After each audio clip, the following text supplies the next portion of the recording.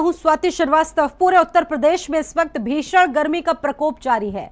शनिवार को भीषण गर्मी में 33 लोगों की जानें चली गई, जो कि वो उत्तर प्रदेश से ताल्लुक रखते हैं। उत्तर प्रदेश के कई जिलों में लू से 33 लोगों की मौत का मामला सामने आया है। आपको बताते चले कि प्रयागराज, बुंदेलखंड, हमीरपुर, चित्रकूट में भी एक लोगों की जानें गई हैं। बांदा, कानपुर देहात, कुशीनगर, महाराजगंज में भी एक व्यक्ति की जानें गई हैं और साथ ही साथ कानपुर शहर और वाराणसी में इस गर्मी ने 8 लोगों को मौत के मुंह में ढकेल दिया है। महोबा में 2 और मिर्जापुर में 3 लोगों की गर्मी से मौत हुई है। प्रदेश में रात का पारा भी सामान्य से 6 डिग्री ज्यादा है। 16 और 17 जून को प्रचंड लू के साथ तपन बढ़ेगी। पूर्वी उत्तर प्रदेश की बात करें तो 19 जून को यहां पर आंधी बूंदाबांदी के आसार हैं। गरज चमक के साथ कुछ राहत मिल सकती है। आंधी और बूंदाबांदी पड़ने के आसार है। फिलहाल 21 जून तक पूरे प्रदेश में हो सकती है बारिश। उत्तर प्रदेश में इस वक्त लोग भीषण गर्मी से बुरी तरह से बेहाल हैं और सभी को इंतजार है कि जल्द से जल्द मानसून आए, मानसून दस्तक दे। उत्तर प्रदेश में भीषण गर्मी का प्रकोप जारी। आप देखिए, लोग पेय पदार्थों के सहारे लगातार गर्मी से बचने की कोशिश कर रहे हैं। फिलहाल कल का आपको अपडेट दे दे, एक ही दिन में उत्तर प्रदेश में 33 लोगों की जान जा चुकी है। फिलहाल अभी इसको लेकर कोई भी ऐसे राहत भरा अलर्ट नहीं है। आपको बता दें कि इस भीषण गर्मी का कहर जहां एक तरफ जारी, वहीं दूसरी तरफ लोग गर्मी की वजह से जानें भी गंवा रहे हैं। 21 जून को लेकर एक बड़ा अपडेट सामने आया है। 21 जून तक पूरे प्रदेश में मानसून दस्तक दे सकता है, बारिश हो सकती है।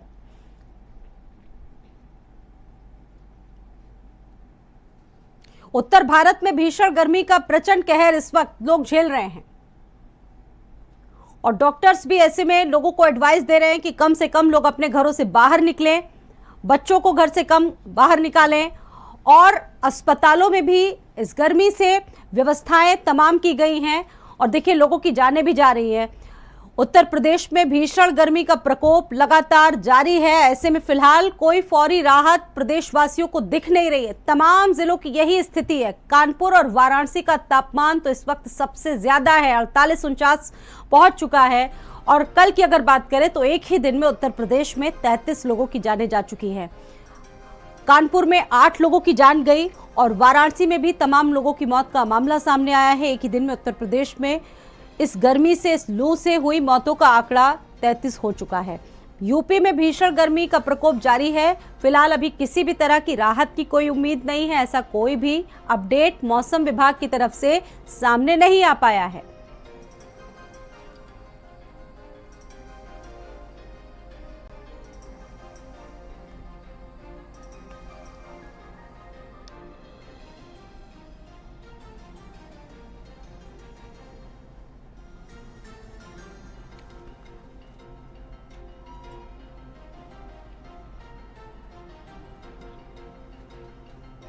और देखिए, इस पर बातचीत भी करेंगे हम लोग। हमारे साथ तमाम जगहों से हमारे सहयोगी मौजूद हैं और इस वक्त रिपोर्टर्स मौजूद हैं जो अपडेट देंगे। और हमारे साथ लोकेंद्र गुप्ता भी जुड़ चुके हैं लखनऊ के मेदांता अस्पताल से। सभी का बहुत बहुत स्वागत है। एक बार एक रिपोर्टर से मैं बात कर लेती हूँ। कपिल, आपसे अपडेट लेना चाहूंगी। आपसे, आपके पास क्या अपडेट है गर्मी को लेकर? 33 लोगों की उत्तर प्रदेश में जानें चली गई हैं। फिलहाल क्या स्थिति है? कब तक राहत की उम्मीद की जाए? बिल्कुल, देखिए लखनऊ की अगर बात करें तो लखनऊ में भीषण गर्मी पड़ रही है। कल जो लखनऊ का टेम्परेचर था वो 47 के करीब था। आज भी वही हाल है, भीषण गर्मी है, तेज़ धूप है, हीट वेव है। तमाम जो लोग हैं वो घर के अंदर हैं क्योंकि काफ़ी तेज़ गर्मी है। कहीं ना कहीं जो मौसम विभाग है वो भी अभी गर्मी से निजात पाने का कोई अपडेट नहीं दे रहा है। माना जा रहा है 21 जून तक मानसून दस्तक देगा, बारिश हो सकती है। लेकिन अभी जो आने वाले 4 दिन हैं वो काफ़ी तपिश भरे रहेंगे। गर्म हवाओं के साथ लोगों को ये 4 दिन गुजारना पड़ेगा। लखनऊ में कई ऐसे हादसे हुए हैं, सड़क किनारे लोगों की मौत हो गई, लेकिन अभी ये स्पष्ट नहीं हुआ वो मौत कैसे हुई। लेकिन जो गर्मी पड़ रही उससे कहीं ना कहीं लोग काफी परेशान हैं, बेहाल हैं। कपिल, आपके पास मैं लौटूंगी। कुंदन भी मेरे साथ जुड़े हुए हैं। कुंदन का भी एक बार रुक कर लेते हैं। कुंदन, ये बताइए कि किस तरीके से लोग गर्मी बिता रहे हैं, क्या स्थितियां हैं और क्या अभी इसको लेकर अपडेट है, अभी किस तरह से इसमें राहत की उम्मीद की जाए? कुंदन, बताना चाहूँगा कुशीनगर में हीट वेव इतनी ज्यादा है जिसकी जी। वजह से लोग अपने अपने घरों में छुप के बैठे हुए हैं। जिनको बहुत जरूरी काम है वो विशेषज्ञों के अनुसार बचाव लेते हुए ही बाजार में और सड़कों पे दिखाई दे रहे हैं। उनके सर पे गमछा देखा जा सकता है, सर पे हेलमेट देखा जा सकता है और अत्यधिक मात्रा में पानी पी रहे हैं, बचाव कर रहे हैं। फिर भी स्वाति, अस्पतालों में मरीजों की संख्या कम नहीं है। जी। बच्चे जितने अधिक संख्या में बीमार हो रहे हैं, वहीं ऐसे भी लोग हैं जिनको नौजिया, वोमिटिंग और लूज मोशन की शिकायतें हैं। उसका कारण डॉक्टर और जो अन्य विशेषज्ञ हैं उनका कहना है कि ये हीट वेव के कारण ही हो रहा है साथी। बिल्कुल। और देखिए, एक्सपर्ट भी इस वक्त हमारे साथ मौजूद हैं, डॉक्टर लोकेंद्र गुप्ता जी मेदांता अस्पताल से। वो इस पर अपनी राय रखेंगे। स्वागत है आपका डॉक्टर लोकेंद्र गुप्ता जी भारत समाचार पर।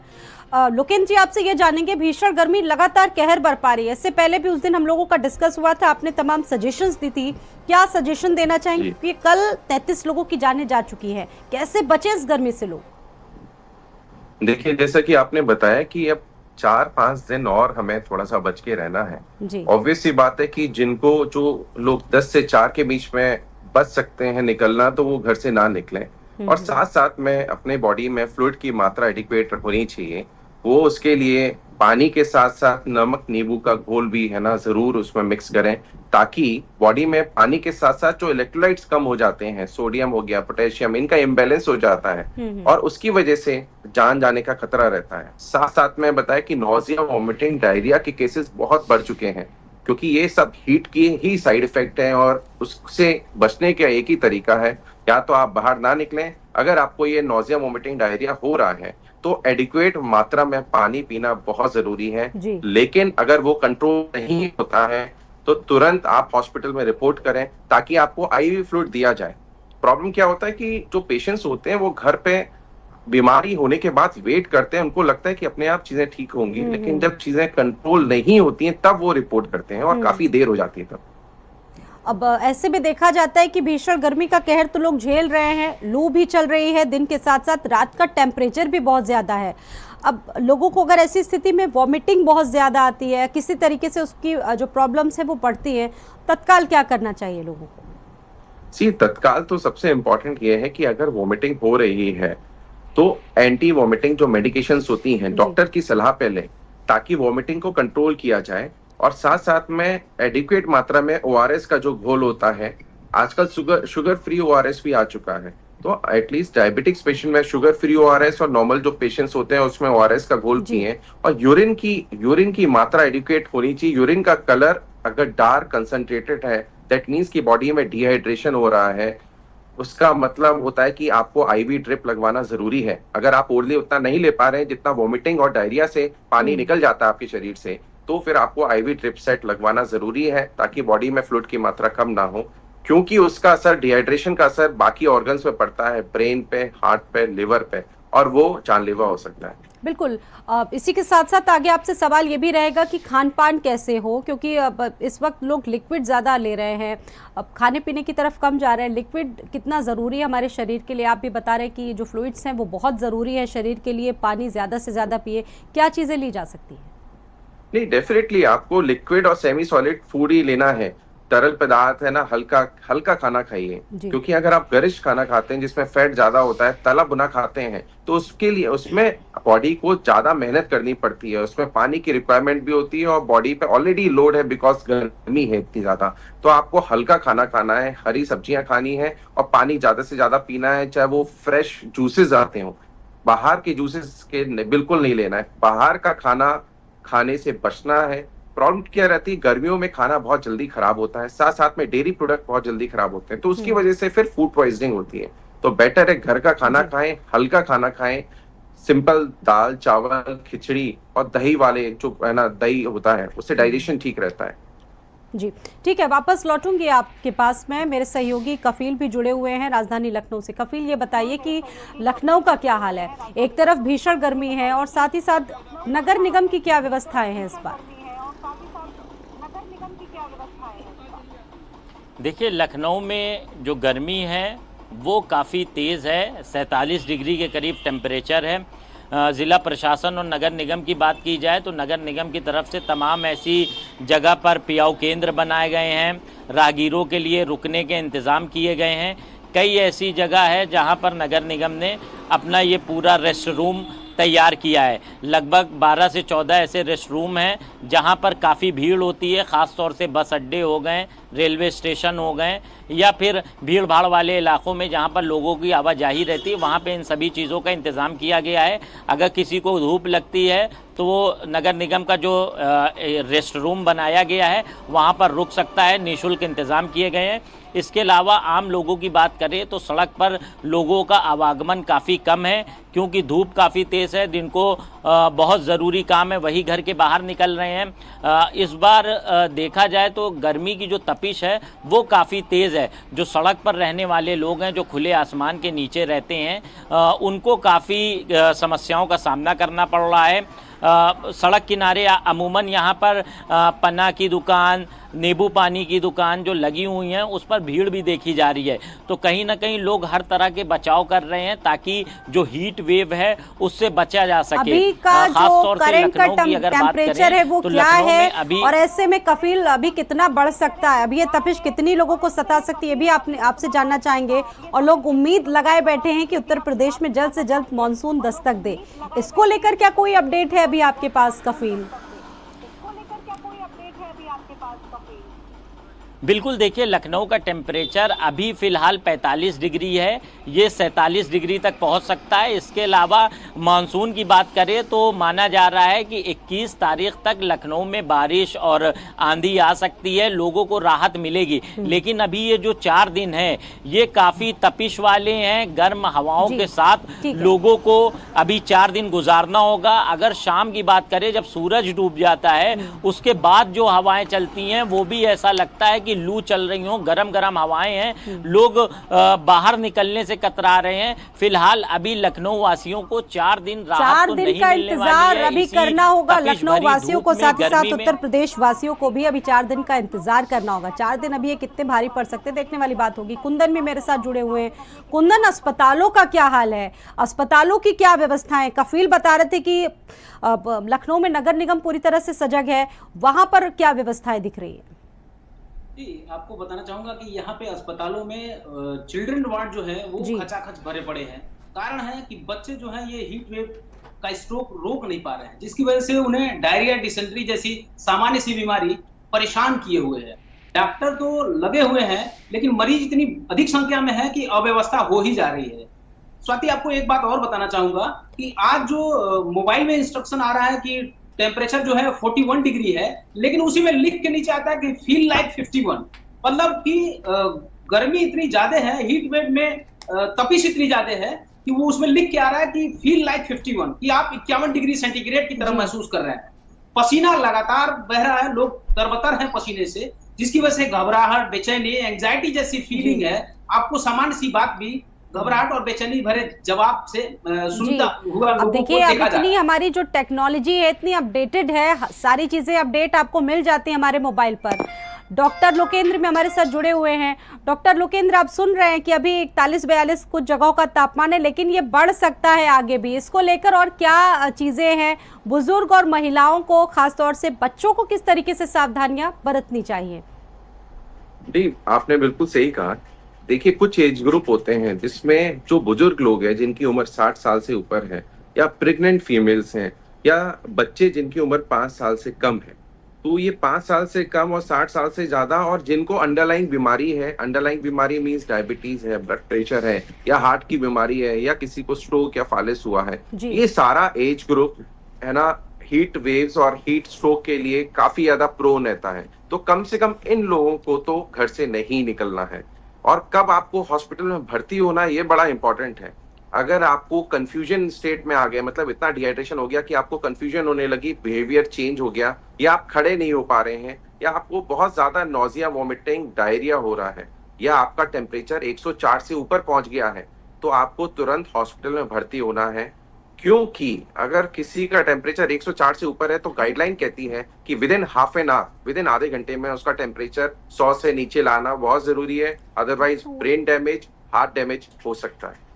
बिल्कुल, देखिए ये जो चीज़ें हैं इस पर बहुत खास ध्यान देना होगा। टेम्परेचर लगातार अब बढ़ता जा रहा है। टेम्परेचर को नॉर्मल किस तरीके से, अब बहुत सारे लोग ऐसे होते हैं दिन भर एसी में रहते हैं, अब उसके बाद लेकिन अचानक से बाहर निकलते हैं, धूप लग जाती है, वो सारी चीज़ें भी बहुत ज़्यादा डेंजरस हो सकती हैं। टेम्परेचर कितना सेट करना चाहिए एसी का? रहता है कि आजकल हमारी लाइफस्टाइल काफी एसी बेस्ड हो गई है, सब लोग ऑफिस में रहते हैं, एसी चलता रहता है, बट लेकिन बाहर निकलना भी जरूरी होता है, बीच में कुछ काम आया आप उठे तो जो सडन टेम्परेचर चेंज होता है ना, आपका रूम टेम्परेचर आपने एसी है ना 18 19 20 पे कर रखा है, आप निकले और डायरेक्ट 41 42 टेम्परेचर पे गए तो बॉडी अडेप्ट नहीं कर पाती है, और जब अडेप्ट नहीं कर पाती है तब हीट स्ट्रोक और हीट रिलेटेड एलिमेंट्स होते हैं। तो कभी भी अगर आपको बाहर निकलना हो तो आप उस टाइम पे एसी बंद करिए, नॉर्मल रूम टेम्परेचर पे जो कि गर्म होता है, मतलब वो घर के अंदर का टेम्परेचर भी 30 32 और 35 होता है विदाउट एसी, तो आप उसमें रुकिए 5 मिनट, देन फिर स्टेप आउट करिए बाहर ऑफिस के और घर के। तो जो टेम्परेचर सडन चेंज होगा तो तब हीट स्ट्रोक होने के चांसेस हैं। अगर टेम्परेचर सडन चेंज नहीं होगा तो बॉडी अडेप्ट कर पाएगी वो 42 43 44 टेम्परेचर के लिए। तो और अच्छा हो किसी का अगर फीवर अगर 103 104 किसी को हीट स्ट्रोक हो गया या फीवर बहुत हाई ग्रेड आ गया हीट स्ट्रोक की वजह से, तो पूरी बॉडी को गीले कपड़े से पहुंचना है। आपका जो एक्जिला जो बाहें काखें होती हैं वहां पे आपको आइस पैक लगाने हैं, और किसी भी तरीके से या है ना पेशेंट को शावर के नीचे खड़ा कर देना है ठंडे पानी के, ताकि वो टेम्परेचर 104 से तुरंत विद इन आधे घंटे 100 101 आए। और आपने देखा होगा कि बहुत ज्यादा हॉस्पिटल में एक टब है ना लगा दिया जिसमें पूरा आइस से भरा हुआ टब है, जिसमें पानी है आइस है, पेशेंट को तुरंत है ना उस आइस टब में उतारा जाता है ताकि उसका टेम्परेचर जल्दी से जल्दी नॉर्मल लेकर हो पाए। जी, जैसा कि आप शुरुआत से सजेस्ट करते आए कि घर से ही जो इलेक्ट्रोलाइट्स है वो बना कर रखें, और आप जैसा कि बता रहे हैं कि नमक चीनी बहुत कारगर है, हर व्यक्ति को ये जरूर पीना चाहिए। जी जी जी, चलिए ठीक है, हमारे बिल्कुल साथ बिल्कुल इसमें कोई दो राय नहीं। ठीक है, अब हमारे साथ हमारे दो सहयोगी भी जुड़े हुए हैं, आपसे भी बात आगे करेंगे। डॉक्टर लोकेंद्र गुप्ता जी, आपसे बात हम यहाँ पर कर रहे हैं। अब लोगों को एक्सपर्ट्स बताते हैं कि घर से बाहर ना निकले, लेकिन जिन लोगों की जॉब है, कोई व्यवसाय है, उनका तो घर से निकलना बहुत ज़रूरी है। प्रॉपर तरीके से बॉडी को कवर करके निकलना कितना ज़रूरी है इन दिनों? नहीं बिल्कुल, आप देखिए बहुत टाइट क्लोथ नहीं पहनिए, सूती कपड़े लूज क्लोथ पहनिए, आप चश्मा लगाएं क्योंकि आंखों में भी गर्मी लगती है, आप एक हेड पहने, एक कैप पहने, क्योंकि इंपॉर्टेंट ये है कि हेलो जी जी, आप सुन पा रहे हैं लोकेंद्र जी? तो देखिए गर्मी लगातार सितम और अपना कहर बरपा रही है, और देखिए तमाम जिलों का क्या हाल है। वाराणसी में पारा इस वक्त 46 चला गया है, लखनऊ में 44 है, मेरठ 44 और आगरा में भी 44 है। कफील भी मेरे साथ जुड़े हुए हैं।